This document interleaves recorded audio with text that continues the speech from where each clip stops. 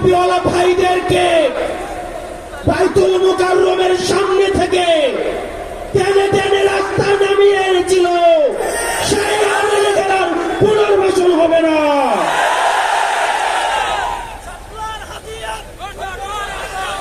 প্রিয় সংগ্রামী সহযোদ্ধা, অত্যন্ত পরিতাপের বিষয়, আজকে 8 মাস পরে এসেও আমাদের দেশের অনেক রাজনৈতিক দল, অনেক রাজনীতিবিদ আমাদেরকে বারবার করে মনে করিয়ে দেয় আওয়ামী লীগ নাকি রাজনৈতিক দল, এবং এই রাজনৈতিক দল নিয়ে সিদ্ধান্ত আসার এখতিয়ার নাকি তাদের নেই।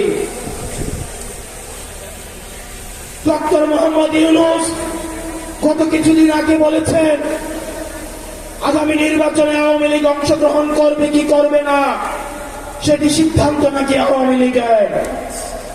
ডক্টর মোহাম্মদ ইউনূস, আপনি ভুলে যাবেন না, আমরা আপনাকে ক্ষমতায় বসিয়েছি। আওয়ামী লীগ নির্বাচন করবে কি করবে না, আওয়ামী লীগ আসবে কি আসবে না, এই সিদ্ধান্ত নিয়েছি আমরা। আওয়ামী লীগ মারা গিয়েছে বাংলাদেশে, আর জানাজা হয়েছে দিল্লিতে।